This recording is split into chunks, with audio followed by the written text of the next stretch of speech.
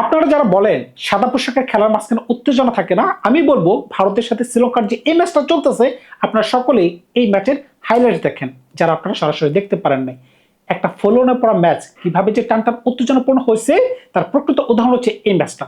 বর্তমানে মাত্র শ্রীলঙ্কা 16 রানে আগে আছে, তবে একটা সময় মনে হচ্ছিল মাত্র 30 মিনিট আগে শ্রীলঙ্কা আজকে 100 থেকে 120 রানের লিড নিতে পারতো, এমনকি আগামীকাল সকালবেলা তারা ব্যাট করতে পারতো, এমনকি ভারত চাপে পড়তে পারতো। কিন্তু এখন 30 মিনিটের মাঝখানে খেলার পাশা এমনভাবে ঘুরে গেছে, মাত্র 16 রানের লিড, এমনকি মাঠে বৃষ্টি।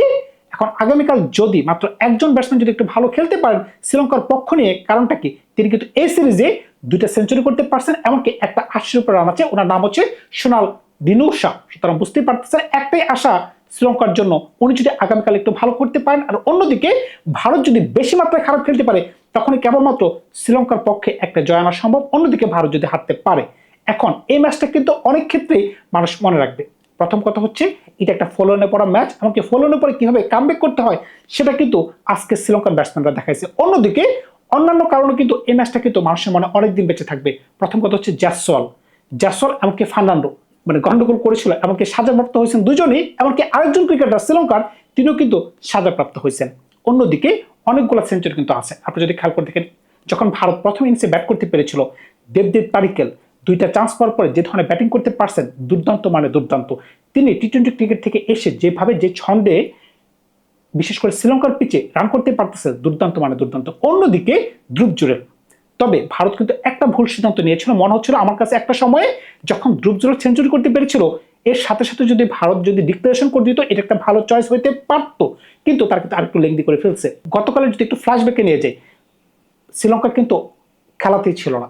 একটা সময় 34 ওভারের সময় 135 রানে তাদের 5 উইকেট পড়ে গেছিল, কিন্তু ওই খেলা থেকে 135 থেকে তারা 290 পর্যন্ত নিতে পারছে। কেন নিতে পারছে? সোনাল দিসুনা একটা দুর্দান্ত সেঞ্চুরি করতে পারছেন, এমনকি টেলেন্ডারকে নিয়ে তিনি রান করতে পারছেন। একটা সময় 230 রানে তাদের 8 উইকেট নাই। ভারত কিন্তু মনে করেছিল খুব ইজিলি বাকি 2টা উইকেট কিন্তু আমরা নিয়ে নিব, কিন্তু তারা নিতে পারেনি। শেষ পর্যন্ত 290 রানে আজকে তাদেরকে আউট করতে সমর্থ হয়।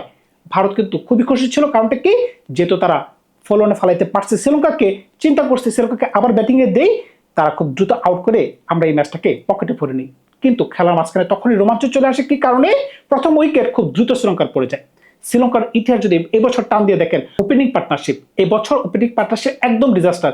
1 রান 2 রান 5 রান, সর্বোচ্চ আছে 15 রান 2026 সালে। এটা হচ্ছে শ্রীলঙ্কার সবচেয়ে বাজে দিক। কিন্তু একটা উইকেট পড়ে যাওয়ার পরে একজন ব্যাটসম্যান, বিশেষ করে পাসিন্দু সুরিবর্তনা যে ধরনের ব্যাটিং করতে পারছেন, কাকে নিয়ে, প্রথমে কামিল মিশ্রা, তাদের দুজনের মাঝখানে দুর্দান্ত একটা পার্টনারশিপ হয়। এই পার্টনারশিপ যখন ভেঙে যায় এরপরে কিন্তু আসল খেলা জমে। কি কারণে, একদিকে কামিন্ডু মেন্ডিস, একদিকে পাসিন্দু সুরিবর্ধনা যেভাবে কাউন্টার পাঞ্চ করা শুরু করছিল, ভাই মানব সুতর যে কিনা এর আগের ম্যাচে 10 উইকেট নিতে পারছে, তাকে আজকে যেভাবে তুলনা করা হয়েছে 12 ওভারে প্রায় 70 রান। ভাই 12 ওভার যদি একটা বলারকে আপনি 70 রান নেন, মানব সুতরের মতো ভালো বলারকে, সুতরাং বুঝতেই পারতেছেন যে শ্রীলঙ্কা কোন ধরনের কাউন্টার পাঞ্চ করছে। একটা সময় মনে হচ্ছিল আজকের দিনের খেলা শেষে শ্রীলঙ্কার কাছে লিড থাকবে 110 থেকে 120, এমনকি আগামীকাল সকালবেলা যদি তারা একটু ভালো খেলতে পারে টার্গেট হইতে পারে ভারতের জন্য 200, এমনকি সেটা একটা চ্যালেঞ্জিং টোটাল হইতে পারত। বুঝতে পারতেছেন খেলাটা কোন পর্যায়ে চলে গেছিল। কিন্তু 2টা ভুল শট, একটা আনলাকি শট খেলাটাকে ঘুরাই দিয়ে গেছে। যখন ভারত জাপানের বিরুদ্ধে গেল তখনও কিন্তু শ্রীলঙ্কার পকেটে খেলা, শ্রীলঙ্কার পকেটে খেলা বলা যাবে না, শ্রীলঙ্কা ভালো পজিশনে আছে, অন্তত ওইখান থেকে ভারতের জিততে হলে অত্যন্ত পরিমাণে ভালো খেলতে হইতো, কিংবা শ্রীলঙ্কাকে খুব খারাপ পরিমাণে খেলতে হইতো। এটাই কিন্তু হয়েছে। যখনই চাপান করে আসলো ধনঞ্জয় ডি সিলভা মানব সুতোরকে একটা ডাউন দ্য গ্রাউন্ডে ছক্কা মারলেন, এরপরে আনলাকি একটা শট, তিনি কি করলেন, একটা লুপ বলকে লেগ সাইডে খেলতে গেলেন, কিন্তু তার ব্যাটে লাগলো, তার প্যাডে লাগলো, এমনকি ডেভিড পাডিক্কেলের কাছে একটা ইজি ক্যাচ নিয়ে দিয়ে বসে আছেন। এটা আসলে খুবই দুঃখজনক একটা আউট হয়েছে। কারণটা কি, ক্রিকেটে এই ধরনের আউট মানে রেয়ার কেস। কিন্তু এর থেকে কষ্টদায়ক হচ্ছে কোন ব্যাপারটা জানেন, যখনই শ্রীলঙ্কার পক্ষ নিয়ে যে ব্যাটসম্যানটা আজকে দুর্দান্ত খেলতে পারতেছিল পাসিন্দু সুরিবর্ধনা, তিনি 92 রানে নিজের উইকেটটাকে বিলাই দিয়ে আসলেন। এর আগের বলে কিন্তু মানব সুতর তাকে এলবিডব্লিউ ফাঁদি ফেলে দিয়েছিলেন, আম্পায়ার আউট দিয়েছিলেন, কিন্তু ব্যাটে কিনারে লাগার কারণে তিনি কিন্তু প্রাণে বেঁচে গেছেন। কিন্তু এর পরের বলে কি যে এমন হইলো বুঝতে পারলাম না। তিনি সামনে আসলেন, কিন্তু মানব সুতর এত বুদ্ধিমত্তার পরিচয় দিলেন, অফ স্ট্যাম্পের এক হাত বাইরে বল দিলেন, কোনো রকমে ঋষভ পান্ত বলটাকে গ্র্যাপ করলেন, এমনকি তার স্ট্যাম্প পড়াই দিলেন। ভাই খেলা ওইখানেই ঘুরে গেছে। এরপরে নতুন আরেকজন বলার আসলো, ঠাস করে আরেকটা উইকেট পড়ে গেল। মাত্র 10 রানের মাঝখানে বা 15 রানের মাঝখানে শ্রীলঙ্কা 3টা উইকেট হারাই ফেললো, এমনকি ভারতের পকেটে খেলা ঢুকে গেল।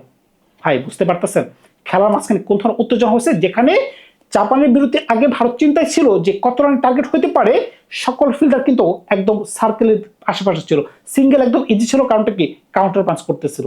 কিন্তু যখনই আজকে কামিন্ডো মেন্ডেস আউট হয়ে গেল, তখনই কিন্তু শ্রীলঙ্কার ব্যাটসম্যান বিশেষ করে পার্সেন্ট সুরবর্তনা একটু নিজেকে শেলের মাঝখানে নিয়ে গেছেন। একটু উদাহরণটা দেখেন, তিনি যখন 83 রান করতে পারছেন মাত্র 115 বলে, এরপরে সম্ভবত 172 বা 175 বলে তিনি 90 বা 92 করে আউট হতে পারছেন। বাকি 8-9 রান করতে উনি 60 থেকে 65 বল খাইছেন, কিন্তু তিনি কোনো ধরনের শটই খেলেন নাই। কিন্তু এমন একটা শট খেলতে গেছেন, বাজে শট, যেটা তিনি ব্যাটে লাগাইতে পারেন, তিনি স্ট্যান্ডিং হয়ে গেছেন। যদি শ্রীলঙ্কা আজকের দিনে বৃষ্টি না নামতো, আর যদি ওই দুইটা ব্যাটসম্যান যদি আরেকটু ক্যারি করতে পারতেন, তাহলে হয়তো বা শ্রীলঙ্কা একটা রেকর্ড করতে পারতেন। ফলনের পরে ম্যাচ জিতা, এটা কিন্তু চারটিকারের কথা না।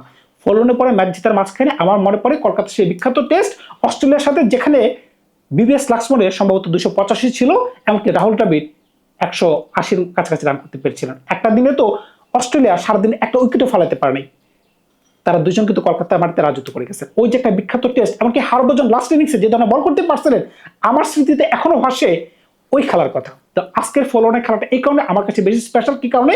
যে আজকে শ্রীলঙ্কা কামব্যাক করতে পারছিল, মনে হচ্ছিল একটা সময় তারা কামব্যাক করতে পারবে, কিন্তু ভারত দুর্দান্ত বোলিং পরিচয় দিচ্ছে, দুর্দান্ত মানে দুর্দান্ত। তবে একটা ক্যাচ যে খুব গুরুত্বপূর্ণ, আপনি খেয়াল করে দেখেন, শুভমন গিল যদি ওই ক্যাচটা দৌড়ে না নিতে পারতেন, হয়তো বা খেলার মোড় ঘুরলেও করতে পারতো। এখন মনে হচ্ছে WTC ফাইনাল খেলার জন্য কিন্তু ভারত মরিয়া হয়েছে, এমনকি এই ম্যাচটা অল্পতেই তারা জিততে পারবে। যদি আগামীকাল সকালে এই 4টা উইকেট যদি খুব টপ করে ফেলে দিতে পারে, তাহলে ভারতের জয় নিশ্চিত।